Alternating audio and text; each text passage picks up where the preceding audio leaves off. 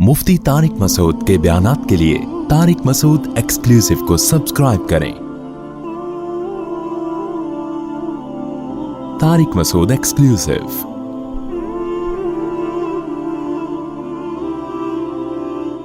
इहदिनस सिरातल मुस्तकीम। हदीस में आता है कि जब कोई शख्स ये एग्रीमेंट कर लेता है अल्लाह ताला से कि अल्लाह हम तेरी इबादत करते हैं, तुझी से मदद तलब करते हैं, तो अल्लाह कहते हैं कि वली अब्दी मा सअल, अब जो ये मांगेगा मैं इसको अता करूंगा। तो खुद हमें बता दिया गया कि आपने मांगना क्या है। इहदिनस सिरातल मुस्तकीम, ए अल्लाह तू हमें सीधे रास्ते पे चला। ये जो हिदायत का लफ्ज़ है, हिदायत कहते हैं गाइडेंस को, रहनुमाई को। तो अरबी में इसके दो माना आते हैं। एक को कहते हैं कि रास्ता दिखाना और एक माना होता है रास्ते पे चलाना। कुरान में ये दोनों माना में इस्तेमाल हुआ है। जैसे कुरान में आता है वहदैनाहुन नजदैन, सूरह बलद है 30वें पारे में, कि हमने इंसान को दोनों रास्ते दिखाए, यानी अच्छा भी और बुरा भी। अब सवाल पैदा होता है कि जब अल्लाह ने अच्छे रास्ते भी दिखा दिया, बुरा भी दिखा दिया, तो हिदायत तो दे दी ना इंसान को, तो फिर हमें क्यों कहा जा रहा है कि हमें सीधे रास्ता दिखा। इहदिनस सिरातल मुस्तकीम, हमें सीधा रास्ता दिखा। अल्लाह तो दूसरी जगह पे खुद कह रहे हैं कि मैंने दोनों रास्ते दिखा दिए, तो सीधा भी दिखा दिया और गलत रास्ता भी दिखा दिया है। तो इससे पता चलता है कि ये जो कुरान में आता है कि एक जगह आता है कि हमने दोनों रास्ते दिखा दिए हैं, हिदायत दे दी है, वहाँ हिदायत का माना कुछ और है, और इहदिनस सिरातल मुस्तकीम में हिदायत का माना कुछ और है। सूरह बलद में जो हदैनाहुन नजदैन है कि हमने दोनों रास्ते दिखा दिए, वहाँ मतलब है दिखाया है, चलाना वहाँ मुराद नहीं है। और ये जो आता है इहदिनस सिरातल मुस्तकीम, ए अल्लाह हमें सीधे रास्ते पे चला, यहाँ दिखाना नहीं है बल्कि क्या है, चलाना। दिखा तो अल्लाह ने सबको दिया है, सबको पता है सीधा क्या है, सीधा रास्ता कौन सा है, गलत रास्ता कौन सा है। तौहीद का रास्ता, रिसालत का रास्ता, इस्लाम का रास्ता वो सीधा है, बुराई का रास्ता, झूठ का रास्ता, चोरी का रास्ता और बेहयाई का रास्ता वो गलत है। तो इसलिए यहाँ ये नहीं कहा जा रहा कि हमें सीधा रास्ता दिखा, बल्कि यहाँ ये कहा जा रहा है कि हमें सीधे रास्ते पे चला। तो ये तो तमाम मुफस्सिरीन ने तर्जमा किया है कि हिदायत के दो मतलब हैं, एक दिखाना और एक चलाना। तो यहाँ मुराद क्या है, चलाना, क्योंकि गाइडेंस इसको भी कहते हैं कि आपको कोई बाकायदा उस रास्ते पे पुश कर दे, उस रास्ते पे चला दे। हमारे हजरत मुफ्ती रशीद अहमद साहब एक और बात किया करते थे, वो फरमाते थे कि जब आप ये दुआ मांगे ना इहदिनस सिरातल मुस्तकीम, अल्लाह सीधे रास्ते पे चला, तो फरमाते थे कि हम जैसे कमज़ोर लोगों को ये ख़तरा है कि अगर अल्लाह सीधे रास्ते पे चला दे तो मंजिल पर पहुंचने से पहले हम फिर हट भी सकते हैं।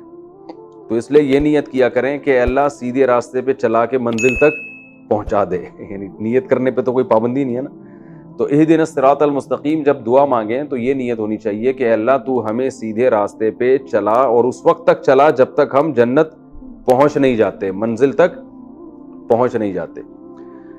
तो ये है इहदिनस सिरातल मुस्तकीम, तू हमें सीधे रास्ते पे चला। सिरातल लज़ीना अनअमता अलैहिम, ये बहुत अहम आयत है। देखिए अल्लाह ने जो बताया कि सीधे रास्ता अल्लाह से मांगो, तो आगे सीधे रास्ते को जो डिफाइन किया जा रहा है वो यूं नहीं कि सीधा रास्ता वो है जो कुरान और हदीस का रास्ता, सिरातल कुरानी वल हदीस। 100% सीधा रास्ता कुरान और हदीस ही का रास्ता है, 100% वही है। लेकिन यहां ये नहीं कहा जा रहा कि कुरान और सुन्नत के रास्ते, बल्कि कहा जा रहा सिरातल लज़ीना अनअमता अलैहिम, उन लोगों का रास्ता जिन पर तूने इनाम किया। वजह उसकी ये है कि इंसान की नेचर ये है कि वो लोगों को फॉलो करता है, वो किताबों को फॉलो नहीं करता। ये इंसान की नेचर है। और दूसरा इसमें एक इशारा तो ये है, तो अल्लाह ताला इंसान की नेचर को जानते हैं, तो नेचर के हिसाब से बात की है कि अल्लाह लोग दुनिया में दोनों तरफ के होंगे, इनाम याफ्ता भी और वो भी जिन पर तेरा गजब हुआ होगा। तो मुझे जो है ना उन लोगों के रास्ते को फॉलो करना है जो इनाम याफ्ता हूं। ये इंसान की नेचर के हिसाब से बात की जा रही है, क्योंकि इंसान को देख के उसके पीछे चलता है। वो किताब भी किसी इंसान की लिखी हुई होगी ना, लेकिन उसे इंसानों में वो सीरत नजर आनी चाहिए। फिर वो इंसानों को देख के, अगर सिर्फ दीन और वो जो हक सिर्फ किताबों में हो, इंसान दुनिया में ना हो कोई भी उसको फॉलो करने वाले, तो फिर कोई भी इंसान उसको फॉलो नहीं करेगा। इंसानों को देख के, जैसे वबा है ना, इंसानों को इंसानों से लगती है, किताबों से थोड़ी लगती है। وبا انسانوں کو کہاں سے لگے گی؟ انسانوں سے لگی. آج جو کرونا وائرس پھیلا ہوا ہے وہ انسانوں کو انسانوں سے کہا جا رہا ہے سوشل ڈسٹینس رکھیں. تو جیسے بیماریاں انسانوں سے لگ کے ملٹی پلائی ہوتی چلی جاتی ہیں، ایسے ہدایت کے جو جراثیم ہیں وہ بھی ایک دوسرے سے لگتے ہیں. تبھی آپ یہ دیکھیں کہ رسول اللہ صلی اللہ علیہ وسلم جب دنیا میں آئے تو اللہ تعالیٰ نے آپ صلی اللہ علیہ وسلم کو کیا فرمایا کہ ہم آپ کو یہ کتاب دے رہے ہیں، تو آپ کی ذمہ داری ہے، 28ویں پارے کی آیت ہے، یعلمہم الکتاب والحکمہ، نبی کی ذمہ داری ہے کہ یہ ان کو کتاب سکھائیں گے. تو صحابہ کرام کو قرآن سمجھنے کے لیے باقاعدہ ایک شخصیت بھی دی گئی ہے جن کو محمد صلی اللہ علیہ وسلم کہا جاتا ہے. حالانکہ وہ عربی زبان ہم سے زیادہ جانتے تھے، ان کو یہ گرامر پڑھنے کی ضرورت نہیں تھی، تو ان کو قرآن کے لیے نبی کی بالکل بھی ضرورت بظاہر نہیں تھی. لیکن اللہ نے بتایا کہ یہ قرآن کون ڈیفائن کرے گا؟ محمد صلی اللہ علیہ وسلم. تو ان کی شخصیت کو دیکھ کے اس قرآن کو فالو کرنا ہے تم نے، یا یوں بھی کہہ سکتے ہیں کہ اس قرآن کو سامنے رکھ کر اس شخصیت کو فالو کرنا ہے. اور آپ سوچیں کہ نبی نے صحابہ کو سکھایا، تو کیا یہ پاسبل ہے کہ جو بعد میں تابعین آئے وہ خود سے قرآن سمجھ لیں گے، وہ کسی شخصیت سے نہیں سیکھیں گے؟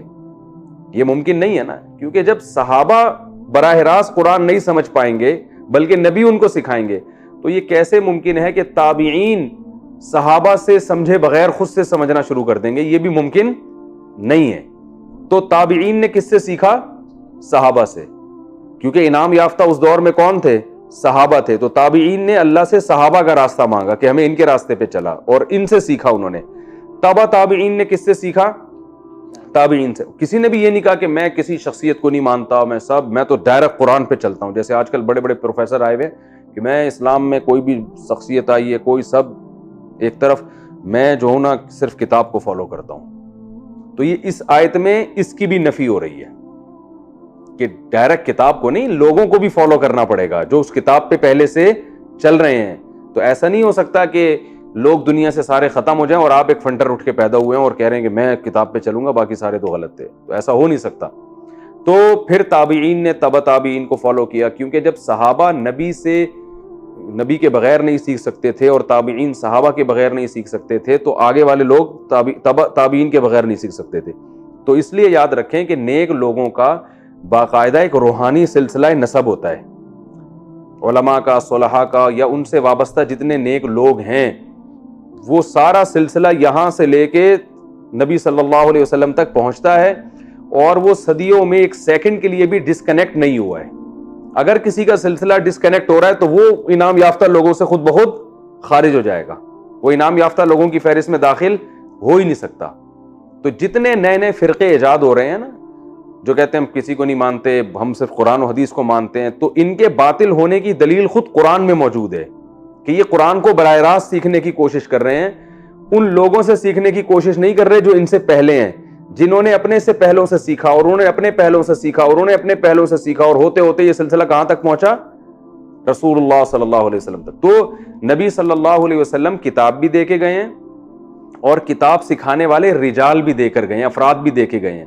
جو افراد نبی دنیا سے جاتے ہوئے دے کر گئے ہمیں، ان میں عبداللہ بن مسعود ہیں، ان میں سب سے پہلے تو خلفائے راشدین ہیں، ان میں پھر امی عائشہ رضی اللہ تعالی عنہا، اور معاذ بن جبل، حضرت ابو ہریرہ، اور بڑے بڑے صحابہ، عبداللہ بن مسعود، معاذ، یہ سارے لوگ تھے کہ انہوں نے پھر آگے دین سکھایا ہے لوگوں کو، لوگوں نے ان سے سینہ بسینہ سیکھا ہے. پھر یہ لوگ آگے اپنے شاگردوں کو چھوڑ کر گئے ہیں، جیسے عبداللہ بن عباس کے مشہور شاگرد طاؤس ہیں، اکرمہ ہیں، اور بہت سارے شاگرد ہیں، حضرت مجاہد جو مشہور تابعی ہیں، عبداللہ بن مسعود کے سینکڑوں درجنوں شاگرد ہیں. تو وہ سارے شاگردوں کا سلسلہ، پھر ان کے شاگرد. آپ کسی بھی عالم سے، چاہے وہ سعودی عرب میں ہو، چاہے وہ مصر میں ہو، چاہے وہ بر صغیر میں ہو، کوئی بھی ریلائبل عالم ہوگا نا، آپ اس سے پوچھیں گے کہ آپ نے علم کس سے سیکھا، تو وہ پورا اپنا سلسلہ نسب رسول اللہ صلی اللہ علیہ وسلم تک بتا سکتے ہیں. کوئی بھی ایسا نہیں ہے جو بتا نہ سکے. وہ الگ بات ہے، زمانی ہر ایک کو یاد نہیں ہوتا، لیکن وہ تھوڑی تحقیق کریں گے تو یہ سلسلہ کہاں تک پہنچے گا؟ نبی صلی اللہ علیہ وسلم تک. تو اس لیے کوئی بھی ایسا شخص درمیان میں آتا ہے جو اپنا روحانی سلسلہ نسب نبی تک نہیں بیان کر سکتا، یا اس کے پاس یعنی وہ مانتا ہی نہیں ہے، تو اس کا مطلب وہ کبھی بھی سیدھے راستے پہ نہیں ہو سکتا، وہ قرآن کی اپنی طرف سے تشریح کر رہا ہے.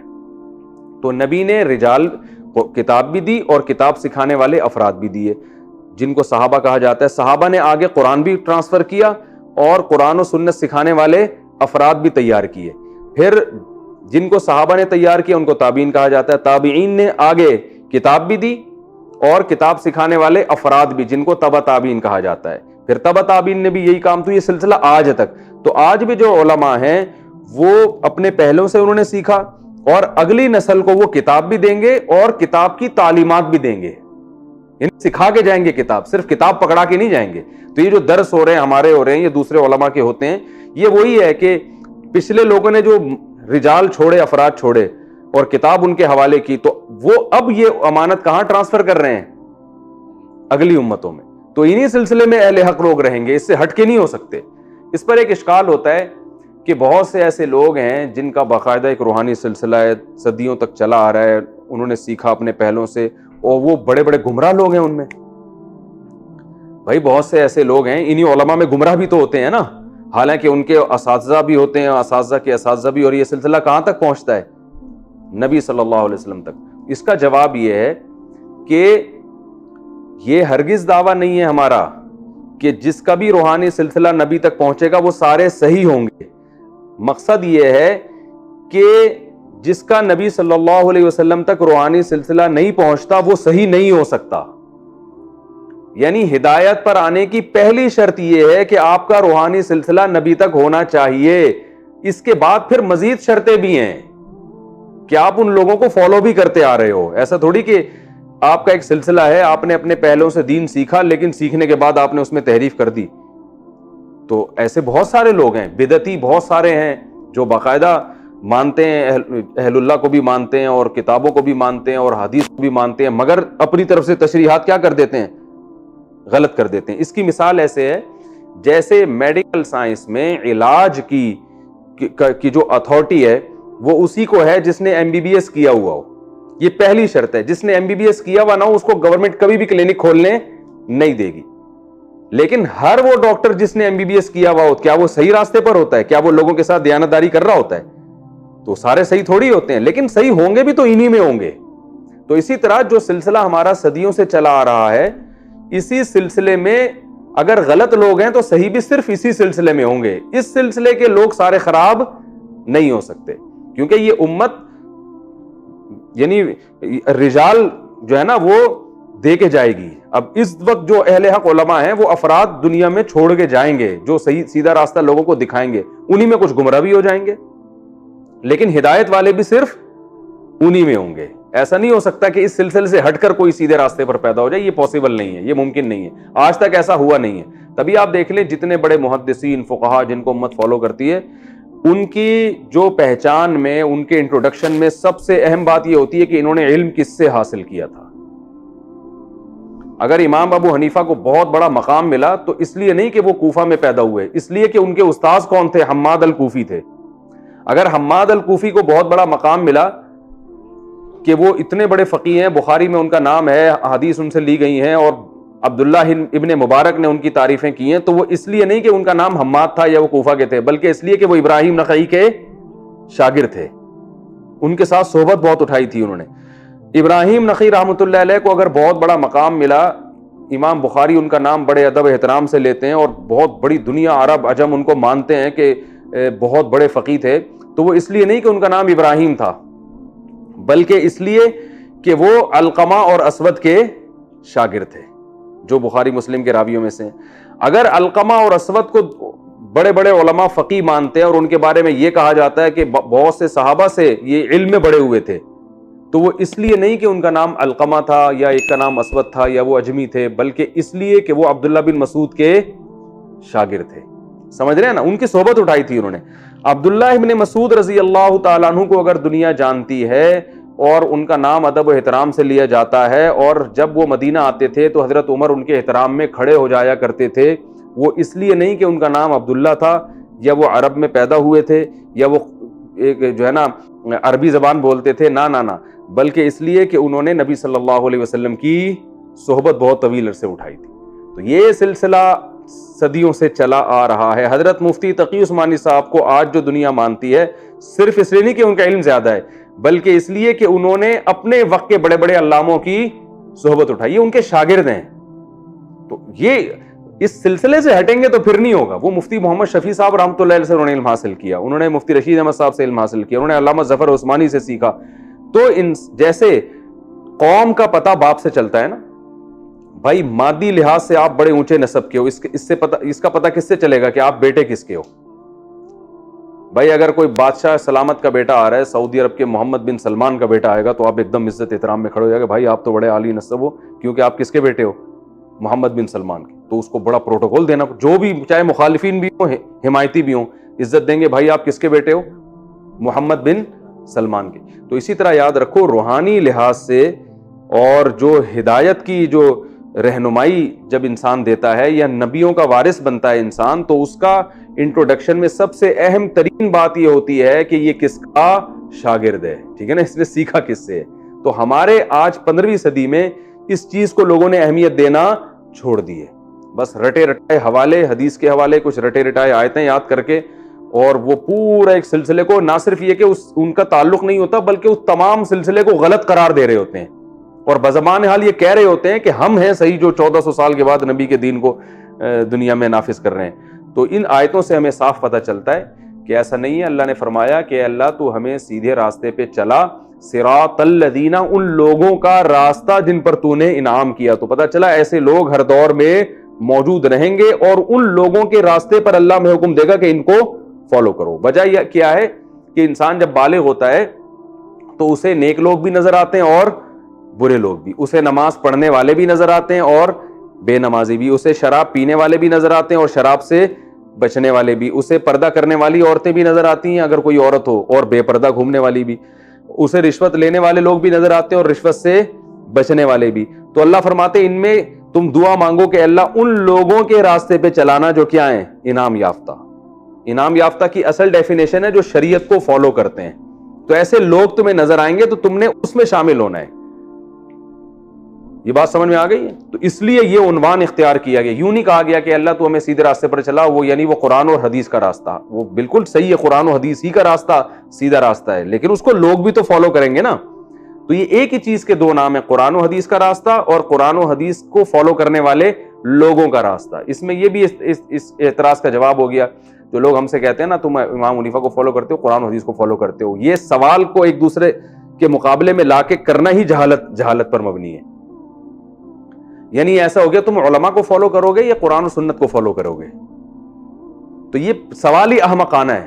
یہ ایسے ہو گیا جیسے تم اپنے دور میں انعام یافتہ لوگوں کو فالو کرو گے یا قرآن و سنت کو فالو کرو گے. تو بھائی جو انعام یافتہ لوگ ہیں وہ قرآن و سنت ہی کو فالو کرتے ہیں. لہذا ایک ہی چیز کے دو نام ہیں, انعام یافتہ کو فالو کرنا یا قرآن و سنت کو فالو کرنا. یہ ایک ہی چیز کے دو نام ہیں. ان کو ایک دوسرے کے مقابل میں لا کے پیش کرنا یہ جہالت ہے. یہ ایسا ہی ہے جیسے ایک گاڑی حیدرآباد کی طرف جا رہی ہے اور آپ کو یقین ہے کہ یہ کہاں جا رہی ہے, حیدرآباد.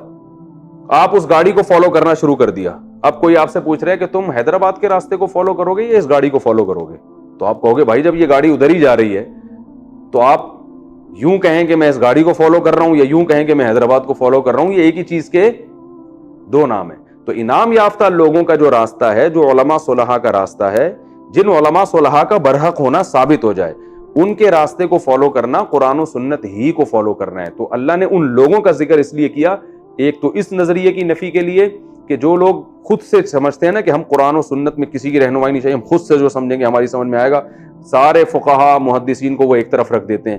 آج کل جو آ رہے ہیں آپ کو اس طرح کے نئے نئے لوگ پیدا ہو رہے ہیں, وہ کسی کی تحقیق کو نہیں مانتے, کہہ رہے ہیں میری اپنی تحقیق ہے. تو یہ اس نظریے پر رد ہے اس میں. اور دوسرا اس میں یہ اللہ نے انسانی فطرت کی رعایت کی ہے کہ انسان جو ہے نا وہ انسانوں کو دیکھ کے فالو ہوتا ہے, تبھی فالو کرتا ہے. تبھی آپ دیکھیں کتابیں لکھنے سے لوگ باطل لوگ اتنے پریشان نہیں ہوتے. ڈاکٹر ذاکر نائک سے جب میری ملاقات ہوئی تو انہوں نے ایک بات کہی کہ جو انڈیا میں ان کے پروگرام ہو رہے تھے ڈاکٹر صاحب کے, اس میں بہت سارے غیر مسلم کیمرے کی سامنے مسلمان ہو رہے تھے نا. تو انہوں نے کہا مجھے بہت لوگوں نے یہ کہا, جو حکومت انڈیا کی طرف سے, جو وہاں سے مجھے یہ میسج آیا, حکومت کی طرف سے براہ راست تو نہیں, یعنی وہاں کے لوگ جو حکومت کے مزاج کو سمجھتے تھے, انہوں نے کہا کہ آپ اسلام کی بھرپور طریقے سے تبلیغ کریں, آپ دلائل دیں, لیکن یہ جو لوگ کنورٹ ہو رہے ہیں نا, مسلمان ہو رہے ہیں, ان کو کیمرے کی اسکرین پہ نہ لے کر آئیں, یہ چھپڑ میں ہو جائیں. साइड पे हो जाएं, इनको बोले जरा छाव में आओ, वहां उन्होंने नहीं बोला, ये मैं खुद बोल रहा हूँ, ठीक है ना, डॉक्टर साहब ने थोड़ी बोला, उनको बोला जरा छाव में आओ, ये उन्होंने बज़बान हाल कह रहे थे भाई इनको जरा साइड पे ले जाएं, छाव में ले जाएं, वहां जाके कलमा पढ़ा दें। ये स्क्रीन पे नहीं आनी चाहिए ये चीज। वजह क्या है कि इसके आने से जो असर पड़ रहा है ना दूसरे गैर मुस्लिमों पर, वो आपके डायलॉग से और आपकी स्पीच से और आपके दलाइल और हवालो नंबर से असर नहीं पड़ रहा। तो डॉक्टर साहब ने ये बात कही मुझे, उन्होंने कहा हमने कहा कि हम ये तकरीर छोड़ देंगे, लेकिन ये जो गैर मुस्लिम मुसलमान हो रहे हैं ना, इनको कैमरे की स्क्रीन पे लाना हमारे लिए ज्यादा अहम है स्टेज पे खड़े होकर इस्लाम का दिफा करने से, क्योंकि हमारी उस तकरीर से इतना फायदा नहीं होता जितना गैर मुस्लिम जब इस्लाम कबूल करता है और उसको कैमरे की आंख से दिखाया जाता है। इस बेस पर उनको इंडिया से निकलना पड़ा, जो इंडिया से उनको निकाला गया इसी बेस पे ना कि इतने हिंदू धड़ाधड़ मुसलमान हो रहे हैं, भाई ये क्या कर रहे हो, तो छुप के करो, इनको मुसलमान स्क्रीन पे नहीं आना चाहिए। अगर वो इस पे एग्री हो जाते तो वो इंडिया से शायद उनको निकलने पर मजबूर ना किया जाता। उनको जो इंडिया से निकलने पर मजबूर किया गया है वो इस्लाम की स्पीच पे नहीं, इस्लाम के बारे में, इस्लाम की तबलीग पे नहीं, बल्कि इसलिए कि इतने लोग आप दिखा रहे हैं कैमरे के सामने। उन्होंने कहा मैं इस पे कॉम्प्रोमाइज नहीं कर सकता। वजह उसकी ये कि ये एक गैर मुस्लिम का कैमरे की स्क्रीन के सामने आके कलमा पढ़ लेना, ये हमारे लिए ज्यादा, इसका आउटपुट बहुत ज्यादा है बनिस्बत जो हमारी वो तकरीर है। तो उन्होंने कुर्बानी दी अल्लाह के लिए। उन्होंने कहा भाई मकसद विजन को सामने रखा जाता है ना, विजन के लिए कुर्बानी दी जाती है, जराए को थोड़ी देखा जाता है, मकासद को सामने रखा जाता है। तो उन्होंने कहा ये तो यहाँ स्टेज पे खड़े होकर बयान करना एक जरिया है तबलीग का, हदफ तो क्या है, हदफ तो ये है कि गैर मुस्लिम मुसलमान हो। तो वो उसके लिए उन्होंने कुर्बानी दी और वो अब देखें मलेशिया में कैसे जिंदगी गुजार रहे हैं। तो अब मैं आवाज़ें करता हूं कि ये क्यों हुआ। वजह क्या है कि जब कोई गैर मुस्लिम मुसलमान होगा तो वो लोग है ना, लोग मुसलमान हो रहे हैं ना, तो उसका असर दूसरे गैर मुस्लिमों पे ज्यादा पड़ेगा, क्योंकि लोग किसको फॉलो करते हैं, लोगों को। अब समझ में आई बात, ये इहदिन सिरातल मुस्तकीम का मतलब, वो दलाइल दे रहे हैं, लेकिन लोगों को जब लोग नजर नहीं आएंगे ना इस्लाम कबूल करते हुए, तो लोगों पर इतना असर नहीं पड़ेगा। किताब को इतना ज्यादा असर नहीं करती। लोग जब देखेंगे कि इस तकरीर से मुतासिर होकर लोग मुतासिर हो रहे हैं और लोग इस्लाम को फॉलो कर रहे हैं, तो उनकी देखा देखी उनको लोग फॉलो करेंगे। यानी एक हिंदू अगर कलमा पढ़ के मुसलमान होता है तो सैकड़ों लाखों हिंदू उसको देख के मुसलमान होंगे। वो डॉक्टर साहब की तकरीर सुन के तो वो मुसलमान हो रहा है, लेकिन आगे जो मुसलमान हो रहे हैं वो तकरीर की बेस पे नहीं, वो उसको मुसलमान होता देखकर। तो ये इंसानी फितरत है कि वो लोगों को देखता है कि क्या कर रहे हैं। तो वो जब देखेंगे लोग कि लोग मुसलमान हो रहे हैं तो बहुत से लोग उनको देख के मुसलमान होंगे। ये ऐसे ही मैं एक वाकया सुनाता हूं ना, हम स्कूल में देखा, हमने एक चीज पढ़ी हुई है, तो कुछ भी नहीं थी, हमने वैसे ही जाके खड़े हो गए, तो 2-4 लोग और आ गए, तो और तलबा आ गए, पूरा स्कूल खड़ा हो गया वहां के, हालांकि वहां कुछ भी नहीं है। वजह क्या है, लोगों की देखा देखी जा रहे हैं कि यार यहाँ क्या है। तो ये इंसान की नेचर है कि वो किसको फॉलो करता है, लोगों को। तो अगर बुराई की तरफ लोग जाएंगे तो लोग लोगों को फॉलो करके उधर जाना शुरू हो जाते हैं, अच्छाई की तरफ आएंगे तो लोग लोगों को फॉलो करके इधर। तो इसलिए अल्लाह ने फरमाया कि तुम जब लोगों को फॉलो करने का तुम्हारे दिल में एक जज्बा पैदा होगा कि पब्लिक कर क्या रही है, तो अल्लाह से पहले दुआ मांग लो, अल्लाह पब्लिक जो भी कर रही है, तेरी पब्लिक में जो सीधे रास्ते पे चलने वाले लोग हैं ना, मुझे उनको फॉलो करने की तौफीक अता फरमा, क्योंकि मेरी नेचर तो है मैं तो पब्लिक को फॉलो करूंगा। तो मैं गलत लोगों को फॉलो कर लूंगा, अगर तू सही लोगों को फॉलो करने की तौफीक नहीं देगा तो मुझे हिम्मत दे, मैं किन लोगों को फॉलो करूं, मैं सही लोगों को फॉलो करूं। तो इससे ये भी पता चलता है आवाम के लिए कि उलमा की सोहबत उठाना, इनाम याफ्ता लोगों के पास जाके बैठना, उनसे सीखना, उनसे मोहब्बत करना, ये किस कदर ज़रूरी है, क्योंकि लोग लोगों को फॉलो करते हैं। तो जब आप अच्छे लोगों में रहेंगे तो आप खुद बहुत अच्छाई की मोहब्बत आपके दिल में आएगी, बुरे लोगों में रहेंगे तो बुराई की मोहब्बत दिल में आएगी। और हदीस में इसकी बड़ी मिसालें कि जो अच्छी सोहबत की मिसाल आप सल्लल्लाहु अलैहि वसल्लम ने इतर फरोश की दी है कि इतर वाले की दुकान पे अगर आप बैठ जाएं तो फ़ायदा होता रहेगा, खुशबू आती रहेगी, हो सकता है वो खुशबू भी दे दे। और भट्टी के पास बैठ जाएं तो बदबू आएगी और ये भी ख़तरा है कि चिंगारी उड़े और आपके कपड़े जल जाएं। तो ये है कि इंसान को चाहिए कि वो पहले तो इसका बड़ा एहतमाम होता था कि जो है ना वो लोग किसी अल्लाह वाले से ताल्लुक़ कायम करें, उसके सोहबत में जाके बैठा करें, उससे सीखें, उससे हिदायत लें। अब हर आदमी आज़ाद होता चला जा रहा है, कोई किसी की सुनने के लिए तैयार नहीं है। बदकलामी, बदतमीज़ी, बुजुर्गों पे तोहमतें, उनकी इबारात को काट छांट के निकाल के उनको गुस्ताख करार देना, बस ये चल रहा है। اس سے کوئی روحانیت نہیں آتی, کوئی سیدھا راستہ نہیں ملتا. چند ایک مسائل میں انسان ماہر ہو جاتا ہے, رفع الیدین کے, امام کے پیچھے فاتحہ کے, اور 2-4 اور 8-10 مسائل ہیں, ان میں ماسٹر ہو جائے گا, باقی اسلام کی روح حاصل نہیں ہوتی. تو آگے چلتے ہیں ہم. اہدنا الصراط, یہ کیونکہ بہت اہم ٹاپک تھا, اور اللہ نے سورہ فاتحہ میں ہمیں پہلے سے بتایا ہے کہ ہدایت تمہیں کیسے ملے گی, کیونکہ ہم آگے جو قرآن پڑھیں گے ہدایت حاصل کرنے کے لیے نا, تو اللہ نے بتا دیا کہ قرآن بھی اور ساتھ ساتھ قرآن سمجھنے والے رجال جو لوگ ہیں, دونوں کو ساتھ لے کے چلو گے تو بات بنے گی. یہ سفر ایسے طے, اخپل طریقے سے طے نہیں ہوگا یہ سفر, ٹھیک ہے نا. تو اہدنا الصراط المستقیم صراط الذین انعمت علیہم, اے اللہ ان لوگوں کا راستہ جن پر تو نے انعام کیا. تو انعام یافتہ لوگوں کا راستہ وہی ہے جو قرآن و سنت کو فالو کرتے ہیں اور سیدھے راستے پہ چلتے ہیں. اور قرآن میں ایک اور جگہ اس کو بیان کیا اللہ تعالیٰ نے کہ من النبیین والصدیقین والشہداء والصالحین, فرمائے انعام یافتہ لوگ یہ ہیں, پیغمبر, صدیقین یعنی سچے لوگ, اس کی میں ابھی تفصیل بیان کرتا ہوں, شہداء اور صالحین عام نیک مسلمان. تو یہ جس حساب سے انعام یافتہ لوگوں کے درجات ہیں اللہ نے اسی حساب سے بیان کیا. سب سے پہلے پیغمبر, تو پیغمبروں کے راستے کو ہمیں فالو کرنا ہے. دوسرے نمبر پہ صدیقین, صدیق کہتے ہیں عربی میں, صادق کہتے ہیں سچ بولنے والا. صادق کسے کہتے ہیں؟ سچ. پاکستان کے آئین میں لکھا تھا نا کہ جو ملک کا صدر یا وزیر اعظم وہ صادق اور امین ہوگا, تو بجائے اس کو کہ ہم صدر کو صادق اور امین کو تلاش کرتے, ہم نے صادق اور امین کی شرط کیا کر دی, نکال دی. وہ نادرہ کے آفس میں وہ 50-50 پہلے آیا کرتا تھا, اس میں وہ میں نے بتایا تھا نا واقعہ, ایک خاتون آئیں, اس نے کہا کہ آفیسر سے آ کے کہ آپ نے شناختی کارڈ میں مجھے بیوہ لکھ دیا ہے, میرے تو میاں زندہ ہے, میں ان کو ساتھ لے کے آئی ہوں, تو اس کو صحیح کریں آپ. اس نے کہا اچھا ٹھیک ہے, بندوق اٹھا کے میاں کو گولی مار دی. تو اس نے کہا یہ کہ کہہ رہے ہیں صحیح ہو گیا, بیوہ ہو گئی آپ. تو ایک کریکشن کا طریقہ یہ ہوتا ہے کہ جو لکھا ہوا ہے اس کو اس طرح سے صحیح کیا جائے, اور ایک طریقہ یہ ہوتا ہے کہ لکھے ہوئے کو چینج کر دیا جائے. تو ہمارے والوں نے کیا کیا کہ وزیر اعظم یا صدر کا صادق اور امین ہونا ضروری ہے, تو بجائے اس کے کہ اس کو صادق امین بنانے کی کوشش کرتے, تو وہ شرط کیا کر دی, صادق امین والی شرط کیا کر دی, اسی کو ڈاکومنٹ سے نکال دیا. تو دونوں طریقے ہیں کریکشن کے, یا تو اس کو بیوہ کر دو یا وہاں بیوہ کو کیا کر دو, شادی شدہ کر دو. تو یہ الحمدللہ دونوں طریقے پر ہمارے ملک میں عمل ہوتا ہے الحمدللہ. تو اہدنا الصراط المستقیم صراط الذین انعمت علیہم, اللہ جی. تو انعام یافتہ لوگوں کا راستہ تو اللہ نے پہلے بیان کیا انبیاء. دوسرے نمبر پہ صدیق, میں صدیق کا بتا رہا تھا, صادق کہتے ہیں سچ بولنے والا, اور صدیق مبالغہ ہے. میں نے بتایا تھا نا کچھ صیغے کس کے ہوتے ہیں, مبالغے کے ہوتے ہیں, یعنی بہت زیادہ سچا, اور صدیقین اس کی جمع آتی ہے. تو بہت زیادہ سچا یہ منافق کا اپوزٹ ہے. منافق کہتے ہیں جھوٹا, یعنی دل میں کچھ اور عمل کچھ اور. تو صدیق کا مطلب ہوتا ہے بہت زیادہ سچا, یعنی جس میں منافقت بالکل بھی نہ ہو. اور منافقت بالکل بھی نہ ہونے کو ہم آسان لفظوں میں یوں ڈیفائن کر سکتے ہیں کہ جس کے قول و عمل میں تضاد نہ ہو, کہ کہتا کچھ ہو کرتا کچھ اور ہے.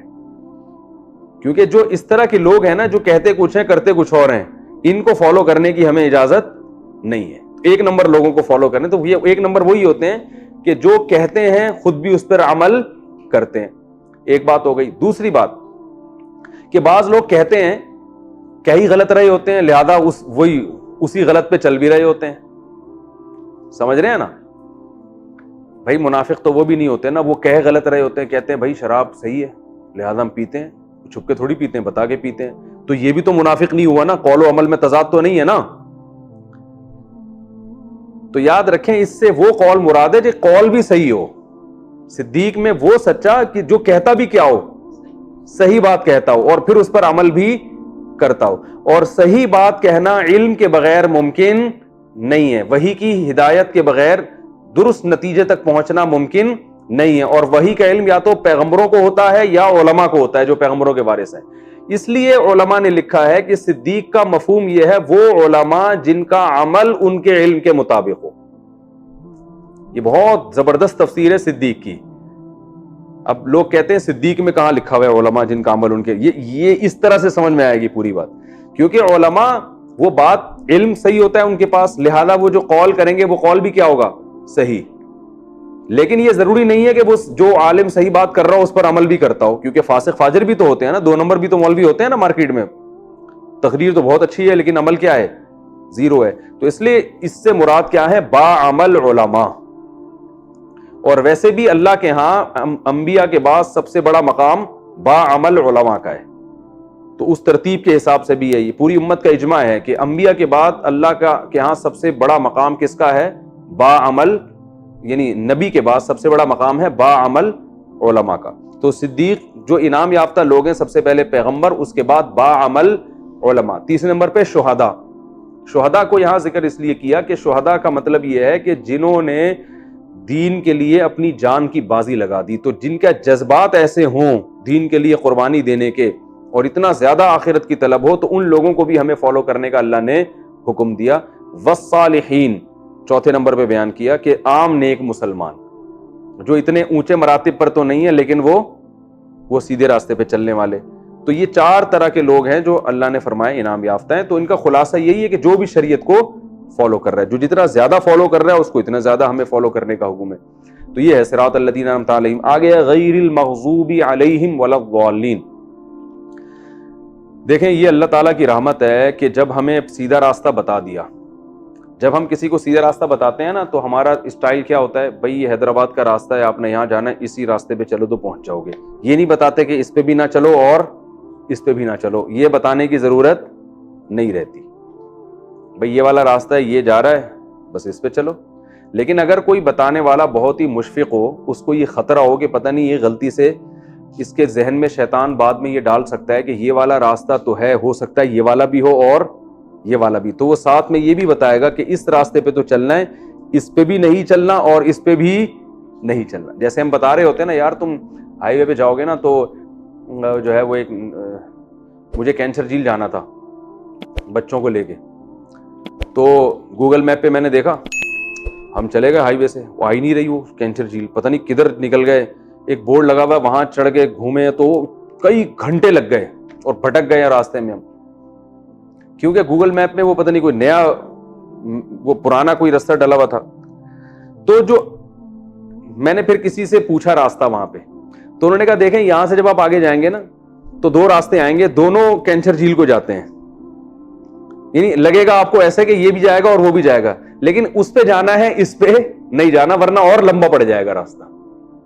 تو یہ بھی گائیڈنس کا ایک طریقہ ہوتا ہے کہ آپ کو جب اشتباہ ہونے لگتا ہے کسی چیز میں کہ ہو سکتا ہے یہ بھی سیدھا راستہ ہو, کیونکہ منزل تک پہنچنے کے بہت سے راستے ہوتے ہیں نا, تو پھر جو آپ کا خیر خواہ ہوتا ہے وہ آپ کو بتاتا ہے بھائی اس ٹریک پہ تو چلنا ہے, اس پہ نہیں چلنا, تو وہ ساتھ میں یہ بھی بتا دیتا ہے. تو اللہ نے بتایا کہ تم انعام یافتہ لوگوں پہ چلو اور مجھ سے دعا مانگو, لیکن 2 لوگ ایسے ہیں جو تمہیں دیکھنے میں انعام یافتہ لگیں گے مگر وہ انعام یافتہ ہیں نہیں, ان پہ پہلے سے بتا رہا ہوں کہ نہیں چلنا ہے.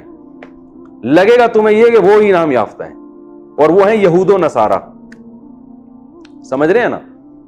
وہ دیکھنے میں تمہیں اس لیے لگے گا کہ تمہیں جب اہل حق دیکھو گے نا تو تمہیں بیچارے سارے غریب غربا سے نظر آئیں گے, تمہیں ترقی میں سب سے پیچھے, نہ ان کے پاس کوئی اچھے سائنسدان ہوں گے, نہ ان کے پاس اچھے حکمران ہوں گے, لاک ڈاؤن پہ بھی کوئی عمل نہیں کر رہا ہوگا, ایسے حکمران ہوں گے. 2 مہینے سے مسجدیں بند ہوں گی, ایک مخصوص فرقے کو جلوس کی اجازت مل جائے گی, ٹھیک ہے نا, ایک مخصوص فرقے کو, تو جس سے وہ 99% لوگ بولیں گے یار ہم بے وقوف ہیں, صحیح ہے نا, 2 مہینے سے مسجدیں بند کر کے بیٹھے ہوئے ہیں, اور یہ 1% لوگ ماشاءاللہ اللہ کے یہاں اتنے مبارک ہیں کہ یہ ان کو کورونا وائرس نہیں ہوگا, یہ اتنے نیک پرہیزگار قسم کے لوگ. تو اس قسم کی چیزیں جب تمہیں ملیں گی, اور تم یہود و نصارہ کو دیکھو گے تو ہر چیز میں ایکوریسی ملے گی, معاشی ترقی بھی ملے گی ان کی, اور جناب صحتیں بھی بہت اچھی, ریٹائرمنٹ کی عمر تمہارے یہاں 60 سال ہوگی, ان کے ہاں 80 سال ہوگی, ٹھیک ہے نا, ہر چیز تم ان سے لے رہے ہوگے, تو بہت زبردست تمہیں ان کی عالی شان جو ہے نا وہ ایٹیٹیوڈ, ہر بات میں تھینک یو, اور بڑا زبردست اسٹائل تمہیں لگے گا. رنگ بھی ان کے گورے ہوں گے, ٹھیک ہے نا, ٹھیک ہے نا. تو کلر کے لحاظ سے, سوٹ بوٹ کے لحاظ سے, ہر لحاظ سے تمہیں لگے گا کہ اصل انعام یافتہ تو یہ لوگ ہیں. تمہیں لگے گا یہودیوں کے ہاتھ میں تو پوری دنیا کی تجارت ہے, پالیسی تو پوری دنیا کی کون بناتا ہے؟ یہودی. اور بعض لوگ یہ بھی کہیں گے کہ کورونا وائرس بھی کس نے پھیلایا ہے. تو ہر چیز میں تمہیں لگے گا بھائی اللہ کی انعامات, اور ان پر جو ہو رہی ہیں انعامات کی بارشیں, تو اصل انعام یافتہ لوگ کون ہیں؟ یہ ہیں. تو اللہ نے باقاعدہ آگے بتا دیا کہ ان کے راستے پہ تو کسی صورت میں نہیں چلنا ہے, یہ انعام یافتہ ہے ہی نہیں. تو اب سمجھ میں آیا, اللہ نے یہ بھی بتایا کہ کن کے راستے پہ چلنا ہے اور یہ بھی بتا دیا کہ کن کے راستے پہ نہیں چلنا ہے. تو نہیں چلنے کا راستہ اس لیے بتایا کہ اس میں کنفیوژن ہو سکتی تھی. بورڈ لگا ہوا ہے وہاں بھی کینچر جھیل کا, ٹھیک ہے نا, تو وہ بورڈ غلطی سے گورنمنٹ نے پرانے زمانے میں کسی بچے نے لا کے کہیں ٹھوک دیا ہوگا تو حکومت نے اتارا نہیں ہے, ورنہ اس کا کینچر جھیل سے اس راستے کا کوئی تعلق ہے نہیں. تو یہ صرف سائن بورڈ ہے, حقیقت کچھ بھی نہیں ہے.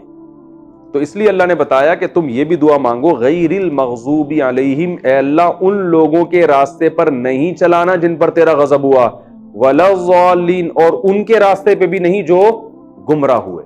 تو غضب نازل, غضب گمراہ کہتے ہیں راستے سے ہٹ جانا, ٹریک سے ہٹ جانا. تو عیسائیوں کو ضالین کہا گیا ہے, نصارہ کو, کہ وہ سیدھے راستے سے کیا ہو گئے, ہٹ گئے. کیونکہ جو انجیل عیسیٰ علیہ السلام لے کر آئے تھے اور موسیٰ علیہ السلام جو تورات لے کر آئے تھے, آج یہ اس کو فالو نہیں کر رہے. اس انجیل میں تو داڑھی بڑھانے کا حکم تھا, گورے رکھتے ہیں داڑھی, ان کے پادری بھی نہیں رکھتے. اور اس میں تو زنا کو حرام قرار دیا گیا ہے. بچتے ہیں زنا سے, نہیں بچتے. اس میں تو جو ہے سود کو حرام قرار دیا گیا ہے, بچتے ہیں سود سے, نہیں بچتے. تو بہت ساری چیزیں. تو اللہ نے فرمایا کہ ضالین, جو گمراہ ہو گئے نا, جن کے گمراہ کا مطلب جن کے پاس راستہ ہی نہ ہو, تو ان کے راستے کو بھی فالو نہیں کرنا, اور جن پر اللہ کا غضب ہوا ان کو بھی نہیں. تو غضب جو ہے نا, یہ گمراہ ہونے سے اوپر کی چیز ہے. اس لیے علماء نے اس کی تفسیر بیان کی ہے کہ غضب سے وہ لوگ مراد ہیں جن کو سیدھا راستہ معلوم ہو پھر بھی اس پہ نہ چل رہے ہوں, یہ بڑے مجرم ہیں. تو یہودی بھی جو ہے نا, ان کو سیدھا راستہ عیسائیوں سے زیادہ معلوم ہے, کیونکہ آج تورات میں تحریف کم ہوئی ہے, انجیل میں زیادہ. تو ان کے پاس سیدھا راستہ جو ہے اور اسلام کے برحق ہونے کے دلائل, وہ عیسائیوں کے پاس جتنے دلائل ہیں نا, اس سے زیادہ کس کے پاس ہیں, یہودیوں کے. تبھی آپ دیکھیں یہودی اپنی شریعت کو آج بھی بہت سی چیزوں میں فالو کرتے ہیں, اس لیے کہ ان کے پاس شریعت محفوظ ہے. عیسائیوں کے پاس تو کچھ بچا ہی نہیں ہے بیچاروں کے پاس. تو یہودی آج بھی ذبح کر کے کھاتے ہیں, کیونکہ ان کے پاس تورات کی وہ آیتیں موجود ہیں, داڑیاں بھی رکھتے ہیں, تورات کی آیتیں موجود ہیں ان کے پاس, تورات میں لکھا ہوا ہے کہ داڑھی بڑھاؤ. تو اللہ نے فرمایا کہ ان کے پاس تو علم ہے اسلام کے برحق ہونے کا, اس جان بوجھ کر یہ کیا کرتے ہیں, اسلام کو فالو نہیں کرتے, اور اپنے پیغمبروں کو بھی انہوں نے جان بوجھ کر فالو نہیں کیا. دیکھیں نا موسیٰ علیہ السلام کے ساتھ کیا کیا ان لوگوں نے. اور عیسائی کیا, ان بیچاروں کے پاس سیدھا راستہ ہے ہی نہیں, سرے سے گائیڈنس ہی ختم ہو گئی. تو یہ سیدھے راستے سے ہٹ گئے. تو غضب کس پر ہوا, ان لوگوں پر جن کو راستہ معلوم تھا پھر بھی نہیں چلے. یہ زیادہ بڑے مجرم ہیں, اور اس سے کم درجے کے مجرم ہوئے جن کے پاس اب سیدھا راستہ ہے ہی نہیں, تو بھٹک گئے وہ. تو اس لیے اللہ فرماتے ہیں کہ ان لوگوں کے راستے پہ بھی نہیں چلنا جن پر غضب نازل ہوا, اور ان لوگوں کے راستے پر بھی نہیں چلنا جو راستے سے ہٹ گئے. تو یہ آیت میں تو عموم ہے. عموم اس لیے ہے کہ جو بھی علم کے باوجود گمراہی اختیار کرے گا تو اس پہ بھی نہیں چلنا, اور جس کے پاس سرے سے علم ہی نہ ہو اس کے راستے کو بھی فالو نہیں کرنا. اس میں وہ تمام صوفیہ بھی داخل ہو گئے جو نیک تو بہت ہوتے ہیں مگر علم ان کے پاس نہیں ہوتا. لوگ ان کی بزرگی کو دیکھ کر ان کو فالو کر رہے ہوتے ہیں کہ یار گنجے کے سر پہ ہاتھ رکھا, بال نکل آئے اور پھونک لگائی اور بندہ کھڑا ہو کے بیٹھ گیا. یہ نہیں دیکھتے کہ کہاں سے علم حاصل کیا. بھائی نالج ہے, نالج والج کچھ نہیں ہے, بس ہوائی باتیں, آسمانی باتیں کر رہے ہیں. یوٹیوب پہ دیکھ لیں آپ, بہت سے ایسے لوگ ہیں, آسمانی باتیں ہیں, بس وہ حضرت جی نے فرمایا, دامت برکاتہم نے جواب میں یہ فرمایا, پھر حضرت جی نے جواب, کوئی قرآن و حدیث سے ان کو ذرا بھی مناسبت نہیں ہوتی. تو اللہ نے فرمایا کہ یہ وہ لوگ ہیں جن کے پاس سیدھا راستہ ہے ہی نہیں, اور کچھ ایسے ہیں جن کے پاس ہے مگر جان کر پھر بھی عمل نہیں کرتے. تو دونوں کے راستے پہ تم نے نہیں چلنا ہے, اور اس کا اولین مصداق ہیں یہود اور نصارہ. تو یہ سورہ فاتحہ میں ہمیں پہلے اللہ نے بتا دیا کہ بھئی ایسے سیدھا راستہ تمہیں ملے گا, اور ان لوگوں کے راستے پہ کو تم نے فالو نہیں کرنا. تو اس کے بعد آگے جو پورا قرآن سورہ بقرہ سے شروع ہو رہا ہے وہ پھر سیدھا راستہ اللہ نے اس میں بیان کیا اور بتایا کہ ان کو دیکھو کہ اس راستے پہ چلنے والے جو لوگ تمہیں نظر آئیں تو ان کو تم نے فالو کرنا شروع کر دیتا. پھر آگے پورا قرآن ہے.